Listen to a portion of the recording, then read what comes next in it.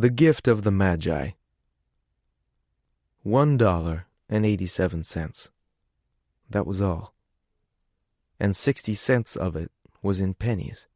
Pennies saved 1 and 2 at a time by bulldozing the grocer and the vegetable man and the butcher until one's cheeks burned with the silent imputation of parsimony that such close dealing implied. 3 times Della counted it. $1.87. And the next day would be Christmas. There was clearly nothing to do but flop down on the shabby little couch and howl, so Della did it. Which instigates the moral reflection that life is made up of sobs, sniffles, and smiles, with sniffles predominating. While the mistress of the home is gradually subsiding from the first stage to the second, take a look at the home. A furnished flat at $8 per week. It did not exactly beggar description, but it certainly had that word on the lookout for the mendicancy squad. In the vestibule below was a letter box, into which no letter would go, and an electric button from which no mortal finger could coax a ring. Also appertaining thereunto was a card bearing the name Mr. James Dillingham Young. The Dillingham had been flung to the breeze during a former period of prosperity, when its possessor was being paid $30 per week. Now, when the income was shrunk to $20, though, they were thinking seriously of contracting to a modest and unassuming D. But whenever Mr. James Dillingham Young came home and reached his flat above, he was called Jim, and greatly hugged by Mrs. James Dillingham Young, already introduced to you as Della, which is all very good. Della finished her cry and attended to her cheeks with the powder rag. She stood by the window and looked out dully at a gray cat walking a gray fence in a gray backyard. Tomorrow would be Christmas Day, and she had only $1.87 with which to buy Jim a present. She had been saving every penny she could for months, with this result. $20 a week doesn't go far. Expenses had been greater than she had calculated. They always are. Only $1.87 to buy a present for Jim, her Jim.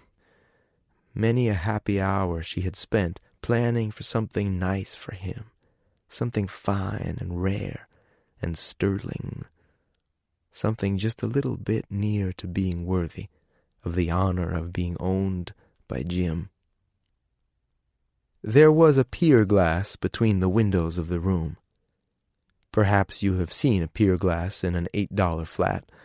A very thin and very agile person may, by observing his reflection in a rapid sequence of longitudinal strips, obtain a fairly accurate conception of his looks. Della, being slender, had mastered the art. Suddenly she whirled from the window and stood before the glass. Her eyes were shining brilliantly, but her face had lost its color within 20 seconds. Rapidly, she pulled down her hair and let it fall to its full length.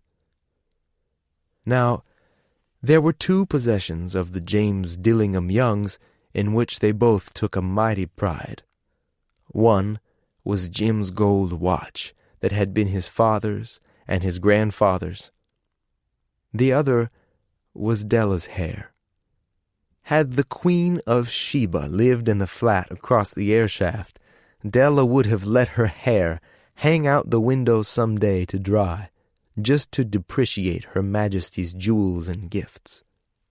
Had King Solomon been the janitor, with all his treasures piled up in the basement, Jim would have pulled out his watch every time he passed, just to see him pluck at his beard from envy. So now Della's beautiful hair fell about her, rippling and shining like a cascade of brown waters. It reached below her knee and made itself almost a garment for her. And then she did it up again, nervously and quickly.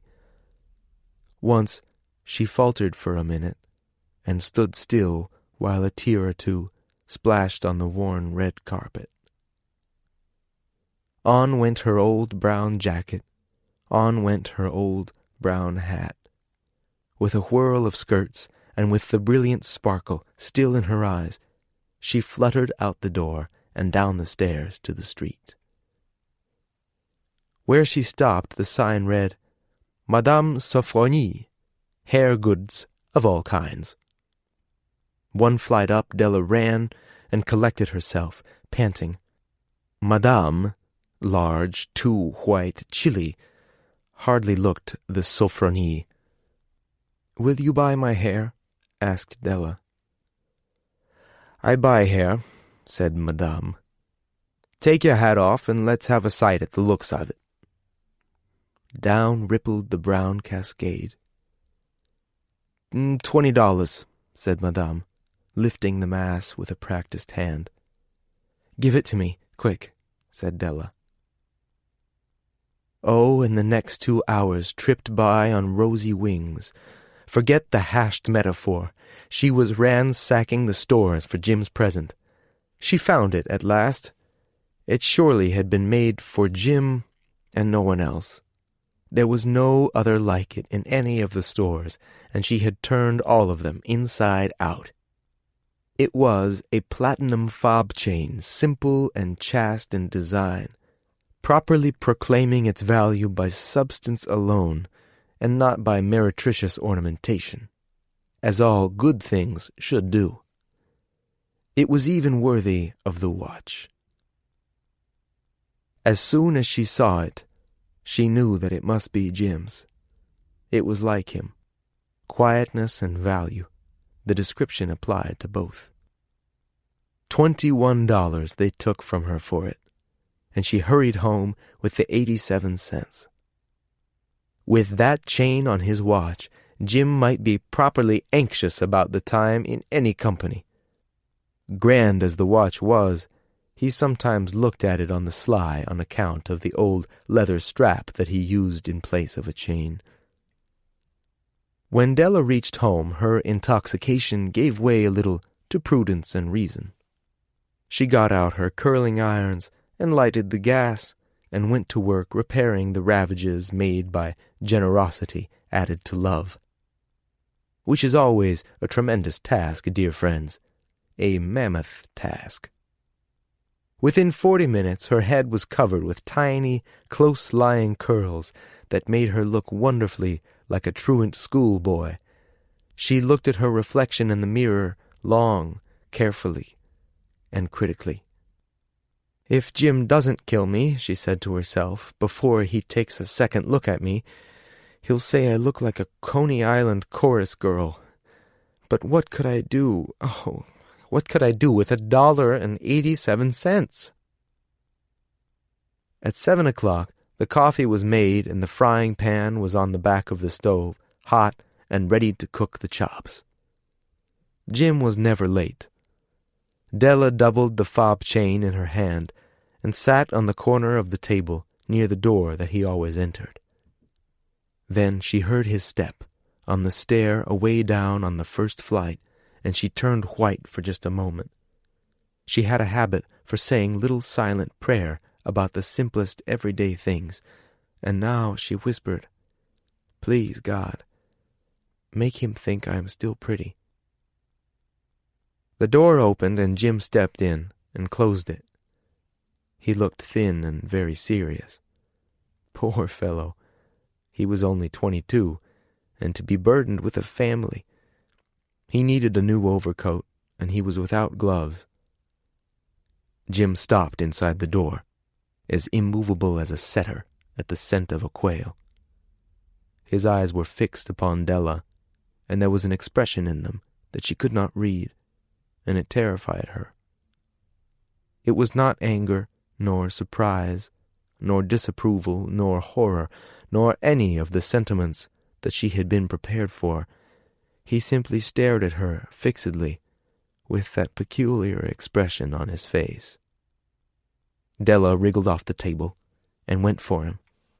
"Jim, darling," she cried, "don't look at me that way. I had my hair cut off and sold because I couldn't have lived through Christmas without giving you a present. It'll grow out again. You won't mind, will you? I just had to do it. My hair grows awfully fast. Say Merry Christmas, Jim, and let's be happy. You don't know what a beautiful, nice gift I've got for you." "You've cut off your hair?"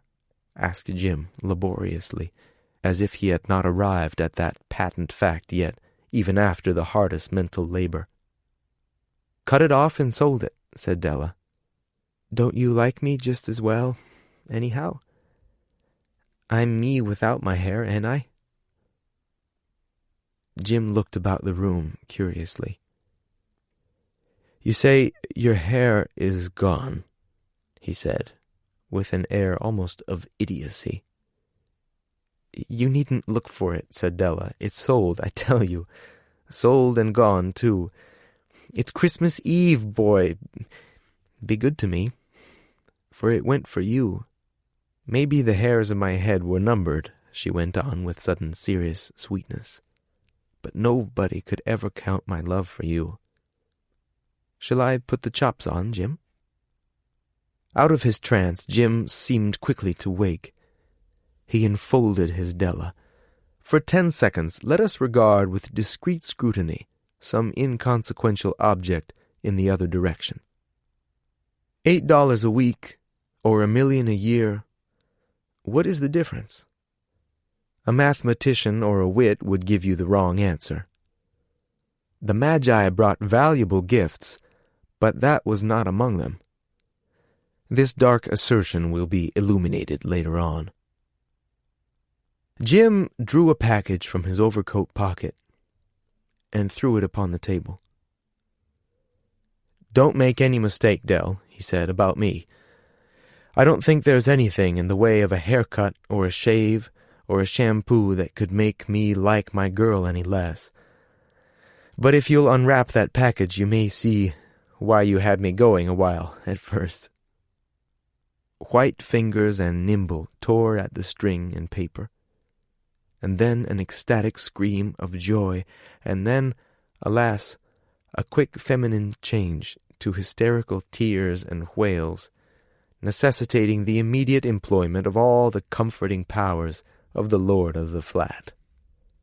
For there lay the combs, the set of combs, side and back, that Della had worshipped long in a Broadway window. Beautiful combs, pure tortoiseshell, with jeweled rims, just the shade to wear in the beautiful vanished air. They were expensive combs, she knew, and her heart had simply craved and yearned over them without the least hope of possession, and now they were hers. But the tresses that should have adorned the coveted adornments were gone. But she hugged them to her bosom, and at length she was able to look up with dim eyes and smile and say, "My hair grows so fast, Jim." And then Della leaped up like a little singed cat and cried, "Oh!" Jim had not yet seen his beautiful present. She held it out to him eagerly upon her open palm. The dull, precious metal seemed to flash with a reflection of her bright and ardent spirit. "Isn't it a dandy, Jim? I hunted all over town to find it. You'll have to look at the time 100 times a day now. Give me your watch. I want to see how it looks on it." Instead of obeying, Jim tumbled down on the couch and put his hands under the back of his head and smiled. "Dell," said he, "let's put our Christmas presents away and keep 'em a while. They're too nice to use just at present. I sold the watch to get the money to buy your combs. And now, suppose you put the chops on." The Magi, as you know, were wise men, wonderfully wise men, who brought gifts to the babe in the manger. They invented the art of giving Christmas presents. Being wise, their gifts were no doubt wise ones, possibly bearing the privilege of exchange in case of duplication. And here I have lamely related to you the uneventful chronicle of two foolish children in a flat, who most unwisely sacrificed for each other the greatest treasures of their house. But in a last word to the wise of these days, let it be said that of all who give gifts, these two were the wisest. Of all who give and receive gifts, such as they are wisest. Everywhere they are wisest. They are the Magi.